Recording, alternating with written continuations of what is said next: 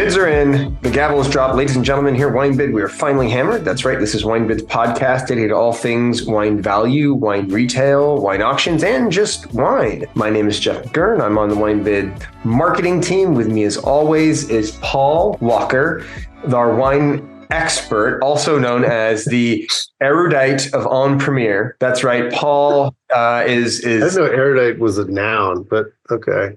It can be whatever. It's an adjective, but that's new to me. Yeah, that's new to you. I know, because you know everything about wine, but little about anything else. This much about wine and like that much about grammar, but I'm pretty sure erudite's not a noun. So anyway. But it is now. And like Shakespeare, I invent language. Look, I want to jump right into this because we have a lot to cover. Let's do it. Are you going to start with your favorite? Are you going to start with Ponte Canet, or what are you going to start with? No. Okay. So we're going to talk about France this episode. I actually want to start with 2020 Mouton Rothschild Aile d'Argent. We have two of those at 120. I thought that was super interesting. The white Mouton. Yeah, the white Mouton. I normally don't mention Lafite, but there was an 89 Lafite that has a bit on it. That's funny. I picked both those wines too. Really? Well, the Lafite. Well, actually, we have three lots of Lafite. Yeah, 89 is. I mean, compared to what some vintages cost, it's not horrifically expensive. Well, it's good wine. I haven't had it in a long time, but it's good. You're the erudite En Premier. 89 is a vintage, like at $590. It's less expensive than if you're buying anything today. It got bid up because my price on my list is higher, so it must have. I was looking at it like early morning Monday. I picked the 08 Aubryon because even though Aubryon, 08's not an amazing year, it's $385 for Aubryon. I picked that too. It's funny because there's 98 and 03 and also, which I think both are fantastic wines, but the 08 it's considerably less than I think both of those, right? What is it in for? The 08's at $385. Yeah. I mean, that's about as cheap as you can get for Aubryon. Well, and that was exactly it. I was like, I kind of had to do one of these like Aubryon $385. Like that's an exceedingly good deal. Not that it's a great value, but it's one that I really wanted to keep an eye on. Was this 82 Petrus that's in for 3,300? Just because like. That's been going up and down, right? In 2022, we saw this same bottle get up to, actually 2021, the end of 2021, it got to $39.50. And so it's come down, quite a bit, $350 or $650, but a pretty big movement. And I'm curious to see where this ends up. Are we going to see this soften and go to some of the pre-pandemic levels where it's like, $2,300, maybe it won't go that low, but I did want to keep an eye on this because it does seem to be coming down a bit. There were a bevy of large formats. I picked a lot of large formats. The three vintages too. No nonsense vintages. There are no nonsense vintages. The 09 Leoville Lascasse 3 liter for $20. I thought that was actually really cool. This not a bad price in super collectible rare format, not super rare but considerably rare format. Hard to it's hard to get those on futures unless you have like a kind of an in with the retailer or you have to be like a customer. You got to be an a ton of allocations or something. Exactly. But 09. I think 09 at 920. That's cheaper than you can get it probably anywhere. And then, speaking of Ponte Canet, there's the 09 Ponte Canet 6 liter that already has a bid on it for $16.65. Yeah. I didn't think that was crazy either for Ponte Canet. Like you said, these are not formats that are just like lying around everywhere to get a 3 liter or 6 liter of some of these sought after Bordeaux producers is pretty cool. And they don't come at a premium over the $750 price either. Right. And that's the great part. And then they last a lot longer. Right. So it's just sort of a juxtaposition in two neighboring vintages. The 89 La Masson Aubryon versus the 90 La Masson Aubryon. The 89 is almost double the 90. So the 90's at $635. The 89's at a whopping $1,220. So I thought that $1,320 now. I think. Well, was there a bid on it? A couple things. One is that there's multiple examples of some of these serious wines in this week, like. I just looked because you were talking about the 89 Lafite earlier, and there's more than one, right? I was like, wait a minute, one of those has a bid, the other one doesn't. So I think same thing with 89 Le Mission. There's at least 2 or 3, I think, in the auction, and this is the case for multiple bottles in this week, which is kind of cool. They're not just complete one-offs, but yeah, there's one of the 89s has a bid. It's at 1320 now. But yeah, the price difference is interesting because those wines are comparable. I've had them not side by side, but definitely, I've had them both a couple of times. And I mean, 90 is such a strong vintage. I think it's the 89 always had, I think it had 100 points from the start from multiple critics. And so it was always kind of lauded over the other. But 90 it's kind of like Oprion itself too. Oprion 90 is phenomenal, but it costs far less than the 89. So. At 635, like is the 89 twice as good as? Yeah, no, it'd be great to have them together and see how they compare it. But it's a sweet lineup of Le Mission. There's 81 and 83 in this week too, and they're not that expensive. They're not that expensive. Another large format that I was looking at, this 3-liter of O-line Montrose for 1,200. I thought that was super interesting. Yeah. And then there's the 14 3-liter of Alter Ego for 400, which didn't strike me as an awful deal either. There were an exceedingly large number of items that I thought in Bordeaux that were fantastic deals. I was looking at I was going to say, like, there's a tremendous amount of wines like between $50 and $100 from really serious vintages, like 18 and 19, and there are some 17s too. 17 Clinet, I was just going to mention. Yeah, for $60. Grand Prix Lacoste, Gloria Giscourt, like Fontplegade, Canola Gaffalier, like all these wines are not expensive. 19 Pape Clement, 19 Riesec. The Pape Clement's 70, the Riesec's 55. I saw Riesec's got the new label. The new label, yeah. It weirds me out still. It still weirds me out. I'm not expecting that. I like it. The cool bottle shape, cool bottle label. It's very interesting. Every time I see it, I'm like, is this their non-sweet one? It reminds me of like a dry. Like the Grec or something like that. Yeah. I thought the one that I thought was kind of cool was this 82 Duhart Milan Rothschild for 130. We have 2 of those. Yeah, that's kind of a rare one. I don't see 82 Duhart that much, that often. We see a lot of the current vintages, recent vintages, but a lot of recent vintages. And 130, I just, I felt like for an 82 good producer, I don't think it's not a terrible deal. The mag of 05 VCC Vieux Chateau Sarton for 470. Yeah. We have 3 of them. I guess considering like how expensive that wine is, the mag of 05 wasn't too crazy. 470 is not that crazy. VCC is getting, it's pushing $300 in really good vintages. So. Yeah, so 4 and 05 is a great vintage that's true. Yeah, that's a good deal. That's a good deal. And not only is it a great deal in Bordeaux, at a mag, it's probably got a lot longer to age. Like that can probably go, quite the distance. That's easily 40, 50-year wine. And as every retailer loves to point out, it shares a fence with Petrus or whatever, so some of the greatness of Petrus wafts over into VCC property occasionally, I'm sure. Like maybe the grapes like blow and they pick them up and they make sure they get into their bottles. 2020 Bechevel for 65. I thought it was a good deal. This 05 Montbosquet 3-liter for $360. I thought that was a, not a bad deal. And then the last one I'll mention before you take over, this 1950 Chateau Latour Blanche for $350. I mean, 74 years of age for $350. I actually thought that was a pretty cool bottle, right? It doesn't look bad, actually. I mean, the color is what you would expect from a Sauterne of that age. I've got a 59 Dechem that not dissimilar, but the fill level looks pretty good to me. Yeah, the bottle's in good shape for sure. The bottle's in great shape. It looks a little dark, but the photos also tend to look a little darker on the screen than they do in the warehouse. I mean, I could take a look at that if anyone's ever interested. But yeah, no, I mean, you can see kind of the nice amber coloring at the base of the bottle. That's very cool. That's a cool bottle. Yeah, it's a rare vintage too. for $350, I feel like that's one where it's like that's a really neat one. What did I miss in Bordeaux, Paul?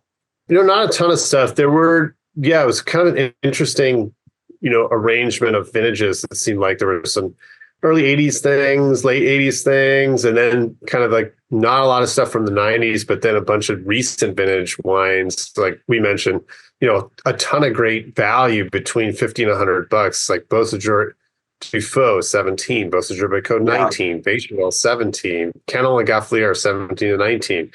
All these recent vintage wines, which the older, 10, 20-year wines are way more expensive. And you can pick these up. They're not necessarily, forever wines. They're not going to last for 40, 50 years, but they're going to drink great in the next 10, 20 years. And they're not expensive. They're all, 50, 60, $75. They're tremendous. So a lot of those. Yeah, 16 Église Clinée, I flagged. It was $270. 89 Las Casas. There was a fair number of 90, which is just incredible. While you were gallivanting around the Far East, I actually had some pretty serious Bordeaux and one evening, and we had 89 Liege Bage, which I hadn't had in quite a few years, and it's still just unbelievably good. Like, takes time to open. It drinks like a 10-year-old wine. It's just amazing. So that popped up and I had to flag it. There's the 90 is in also. They're really close in price. The 89's at $320 and the 90's at $315. But yeah, and then let's see, 80 Margaux, which I've had not too long ago. I was quite impressed with at $400. There's a 90 Montrose, so famous 100-pointer. A couple of those at $560. Yeah, some great large formats, some 70 Palmer and 83 Palmer, which I noticed. The 83 is obviously quite a bit more, but the 70 is that's a great wine. 89 Pichon Baron, I love that stuff. That came in again. It's still reasonable, I think, at $255. And yeah, some Clos de Marquis, 82 Clos de Marquis. Speaking of 82, there were a couple 82s popped out this week. That was an interesting one for me as well. And then the 2000 Clos de Marquis 85, I thought was another, under $100 great deal. And then there's a number of 2020s, which I think is kind of interesting to see. So that was it. Taking delivery in their. I mean, that's what's happened. They've taken delivery. And in fact, it was funny. I was at Costco the other day. They had out a Margaux. Was it 2020? I'm looking at 2020 Margaux for $650. Which is $650, which is only $25 off the en premier price. It's $25 higher than the en premier price. Costco, huh? Let's head over to Burgundy. I've got a few, and then I'll let you take over. I'll go fast. I'd be remiss if I didn't mention 99 Domaine Romany Conti, Von Romany, Premier, Cru, Cuvée, Duval. Blochet for 1960, 19 Domaine Le Flave Bourgogne Blanc for 110. I know I would think that's going to get some interest. 19 Dujac Clos de la Roche for 1100. I'm following. 19 Masson Loire Bourgogne Blanc for 150. We have 3 of those. We actually had a bunch of Masson Loire wines. I won't go through all of them, but if you're, if that's something that interests you, I would highly recommend checking those out because we have a bunch coming to auction. And then actually a 92 Domaine Romanée Chassagne Montrachet Les Vergères. Saw the color on that. It looks amazing. It's just really, really, really. The color was great. Yeah, it looks incredible. I was like, no way. And as you mentioned, it usually looks darker in the photo than it does in the warehouse. Yeah, I know. Surprised that it looked so good. 4 bids. It started at 175. It's up to 255. Yeah, that's getting some action for sure. It's getting some action. We have a bunch of Boileau.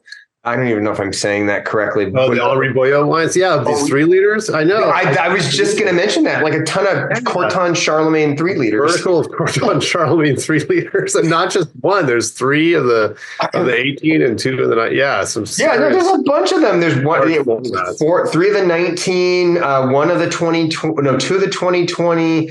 I mean, there's a bunch of those 3 liters. I thought that was super because we don't see a lot of like Grand Cru 3 liters from Burgundy coming around, right? Definitely celebration bottle there for sure. Someone had to spend a lot of money on other stuff to get those for sure, right? Or have a connection. 14, Pierre-Yves Colombre, Saint-Aubin, Les Creoles. One bid takes from 95 to 96. I've got my eye on that. I got my eye on the 2000, Georges Muneret, Gibourg, Chambois Moussigny, Les Follot 3-liter. OWC. Yeah, I think that's one of the wines that's in France Direct. So it's not here, but it's coming in a couple of months. Not here. It's not here, but it will be. Yeah. Interesting. Also, that's a rare one. That's it. Yeah, right. Like stuff like that is super rare, hard to find. And OWC 3-liter coming from France, a serious collector picked that up. The 2017 Alain Coudelot Nola Claude de Vougeot 3-liter for $800. I thought that was super interesting. Again, a lot of these large format, and stuff that you just typically, like you say, you just don't see. I mean, maybe mags, but 3 liters of some of this stuff, not much made. 2013 Vincent Davasseau Chablis La Forest already has a bid on it. Well, there are 2 of them. One has a bid on it for $155. La Forest, that stuff is just so delicious. 93 Denis Morte Gevrey Chambertin Laveau Saint Jacques. For $550. You don't see 93 Mortes that often. So that's a serious wine. That's a cool wine. 16 Jean Grevaux Claude de Vougeot for $220, and an 18 Lamy Cayat Bourgogne Blanc for $210. What did I miss? I know I missed it, but I know there's a bunch of stuff there's a lot of things. You mentioned a lot of some standouts or some Amboisson Merceaus. Speaking of large formats, 19 Alvina Pernod Bienvenue Bitard, which I've never seen any Alvina Pernod in large formats on the auction yet. So that was exciting. Some Jobard Merceau Magnums as well, like a little mini vertical, 17, 18, 19 Merceau Charms. They're not terribly expensive. They're all, let's see, 260 and 300 for the 19. Some Bonona Martrayan. There's Brett Brothers, Puy Frisé en Châtenay Cuvée Zen. Was kind of interesting, 2020. There's a kind of a nice arrangement of Bourgognes, both Blanc and Rouge from serious producers. There's Amgro Bourgogne. There is, like you mentioned, Lamy Cayat. I think there's Guillain Barteau Bourgogne. There's Rouleau Bourgogne Aligoté. There is, I mentioned Guillain Barteau, Henri Jouin Clos Saint Denis, 1999, 230 didn't seem terribly expensive. So lots of really, really cool things just across all price ranges. One of my favorite wines of all time, Jadot Chevalier Montrachet Demoiselles. There's a 17 in this week at 305. 04 Lucien Lemoine Corton Charlemagne. Have not seen that in a long time. Michel Lafarge Magnum 18 Volnay Pitour. It's a rare one for $380. Didn't seem terrible. Mongeard Muneret Clos Vougeot from 1999 for $140. Seemed like a fair price to pay for a great vintage from a sort of a secondary producer. Some Guillemot Bourgogne Rouge, again some more inexpensive but great producer Bourgogne. Also Corton Rognier and Savigny Serpentier from Pierre Guillemot. There's a whole bunch of Colombe wines from Merceaus to Chassagne to Bourgognes and Santomans and everything under the sun, even some of the reds. Robert Ampeau wines, Coligny Combat 95. That's a rare one. And some 76 Volnay Santino, a couple of those, a couple of 93 Santino. So just amazing selection. 05 Catillard Romani Saint Vivant. This is a great Burgundy wheat. Really, but there was a ton of good Burgundy coming in. Yeah, and just and the thing is that you can Bourgogne Rouge and Blancs really offer an amazing level of quality for what you're getting. There's still great deals. Now, obviously, Lamy Cayat, a couple $100 for Bourgogne Blancs, that's a lot of money, but for serious producers like Guillain Barteau and Rouleau and others, they're not they're under $100. They're not going to break the bank. So a full range of vintage and current release, big bottles, everything you could possibly want. But they will go. They will not last because there's a lot of there's not a lot of multiple bottles of these. And I want to mention there's Gouffon Aina, Macon Pure Clos, the Jus de Eau de Vigne, which I think is the super rare one. A couple of those offerings are coming from France too, so they're on pre-arrival, but they will be here in I think in April when they're they're listed. So Uh, yeah, just great array of Burgundy this week. Great stuff. Let's jump over to champagne. There's a bunch of really cool champagne in this week. Normally I don't mention like, the standouts that everybody knows, but I think I'd be remiss if I didn't mention we have like a 66 Dom Perignon for 615, an 82 for 475, an 85 for 415, a 90 for 430. Like we have a bunch of old Dom Perignon, which I think is really cool. So some really interesting older vintages. Nice lineup of Cristal this week too. There's like a nice lineup of Cristal. Yeah, O2 Vinotech, which we haven't seen that often. Some great stuff. And by the way, did you mention or did you notice we had? I believe we talked about this a few weeks ago. The Bollinger Blanc de Noir Villavine France. Oh, is there another VVF in this week? Yes, 1050. The 2013 is out. I saw the Grand Année, but I didn't see the VVF because that came in a few weeks ago, and that's like one of the rarest champagnes in existence or something. There's very, very little of it. Very, very little. That's why I jumped on it because we talked about this before I left on my trip. I know we talked about this exact one. We're talking about this never comes in. There were a couple of bottles and they sold. They've subsequently sold. They weren't in for very long. So not surprising. It's super rare stuff. I was looking at the 96 Paul Roger, Sir Winston Churchill. We got through those at 420. Yeah, I was talking about on our recap how I was blown away that I think it was the O2 or something was just a couple $100. I still think this wine is totally undervalued for what it is. So yeah, that 96 has got to be phenomenal. I mean, next to Salon, my Salon was like the next in my lineup, but it's like $1,000. It's like, yeah. Like I think there's a tremendous value with some of the Tête de Cuvées out of absolutely. That just don't get valued the same as like Salon or something like that. Another one that I was looking at that I thought was interesting was this Jerome Provost Extra Brut Costière. Always on my list. That stuff is fantastic. There's a couple of bottles I think there's 2 of the 18s this week. Yeah, there's 2 of the 18s at 235. And if I'm not mistaken, is it made from 100% Pinot Meunier?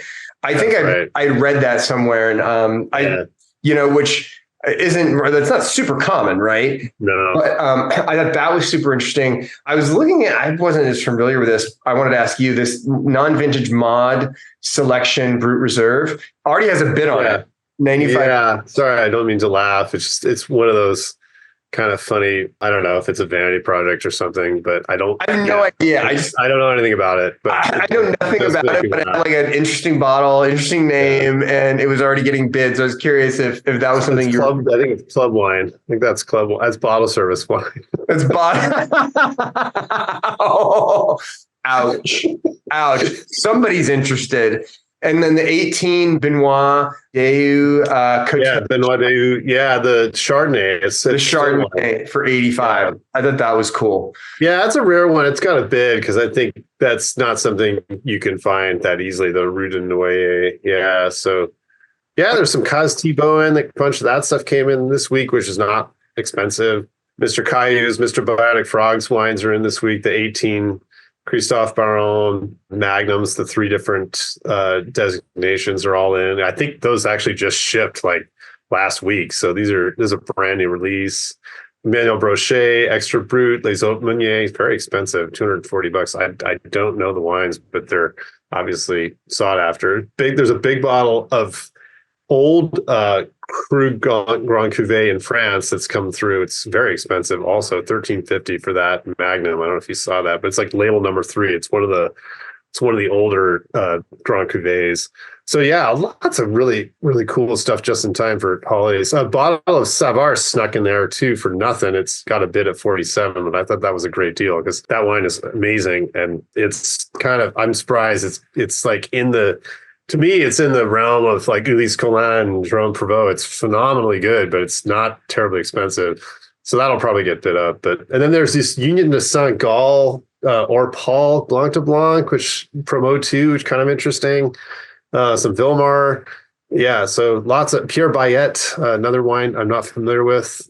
but yeah, lots of really, really cool stuff. So I'll take us on a jaunt over to Provence, and then I'm done with my picks. 2 bottles of Domaine Chavillon, a 90 Le Beau. 1990, which is, that's a rare one. It's a rare one. And a 95 Vin de Paille, Bouche du Rhône Rouge. Bouche du Rhône, yeah. It's the same wine.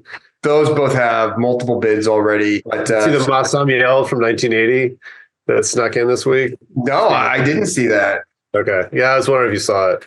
Because I did a lot of my research. As Paul often mentions, like I woke up, I was jet lagged. So I woke up extremely early on Monday morning and started going through everything like early in the morning, but stuff sneaks in later in the week, like stuff gets added. So I'm sure. Yeah, and a lot of things you picked out had bids too. Cause I was like, oh no, I don't think that's the right price. I'm like, I think that's gotta be honest. Cause I did way early in the week. I guess, it's the finely hammered effect. People know, they hack my accounts. They know what I'm picking, they're listening in with cups on doors and stuff. And that's just how this works with finely hammered. Anything else that I missed that you wanted to mention? No, nothing that really sticks out. There's some nice, aged Chateauneuf in this week and some Cornas from the usual suspects, but no, that's pretty much it. Some 90 La Chapelle, 09 La Chapelle. Yeah, but there's a bunch of really cool stuff from France. Before we wrap up, and we'll wrap up in just a second, I want to say, if you listen to us and there's something that you like, that you want us to continually go into, or if there's stuff you want us to, regions you want us to cover that we typically don't get to, shoot us an email. If you got any feedback, shoot us an email. We'd love to hear from you. We'd love to hear from one of the 7 bots that listens to us on a weekly basis. And the other thing is too, we have lists of things that we pick each week. We obviously don't have nearly enough time to review everything that comes through, or even all our selections, but they are posted on the wine news part of the website. If you go to the bottom of the site, I think the link's called Wine News, if I'm not mistaken. Anyway, all kinds of cool stuff to look at. And Wine Auction News, that's where the selections are listed.